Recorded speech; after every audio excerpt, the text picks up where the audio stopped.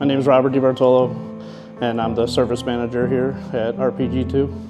So I grew up like Brian and Frank in St. John. We actually close cousins, always grew up in school together, everything, lived right down the street from each other our whole lives. Coincidentally, his dad got diagnosed 2 weeks before I did. He was the actual main reason why I got scared and went and got tested and found out that I had colorectal cancer.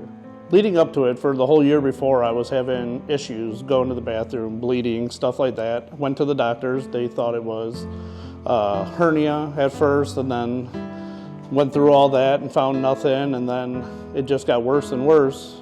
And then it went away for a while, for like solid 6 months. Nothing, no issues, felt great. And then my uncle got diagnosed with his cancer. So I was like, oh man, like I better go get checked. And literally it was about 2 weeks to the day from when he got diagnosed that I went in, and when they told, I was with our cousin Marco, and when they told me, or I was still out of it from the being sedated, and we were driving back and I was just quiet, and he was like, do you understand what's going on? And I looked at him and I said, yeah, I got cancer.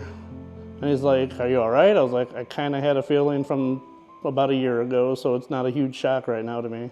When I started talking to the oncologist and all that kind of stuff, then it was more of a, this is really happening. Solid 2 years of not being able to work or do anything. It was a lot of up and down. Some days I felt great, some days just didn't even want to get off the couch or do anything. Not because you didn't want to, but you were just so drained. Being outside helped a lot. It was summer for the most part when I was going through most of it, so it was nice to be able to, actually came here a lot and would go with Frank, and I would go with him on service runs and stuff like that, well, just to keep me. And then I had my son, who was always a great distraction, so he was with me almost the whole time when I was going through it. When I found out I was cancer-free, it was probably one of the greatest days, honestly. Actually, when you find out from the radiation department, you leave and you ring a big old bell when you're walking out, so that was pretty uplifting for anybody who's ever going through it. That is the main thing, is just never give up. Keep it in your head that it's nothing you can't fight and you got it.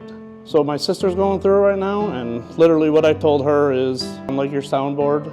I'll talk to you about anything, and I said, you've seen other family members, you've seen me go through it, and 9 years later I'm still here, so just keep the mentality and just love the ones that are around you and just feed off of it and let all that love just make sure you beat it and want to be here for a long time.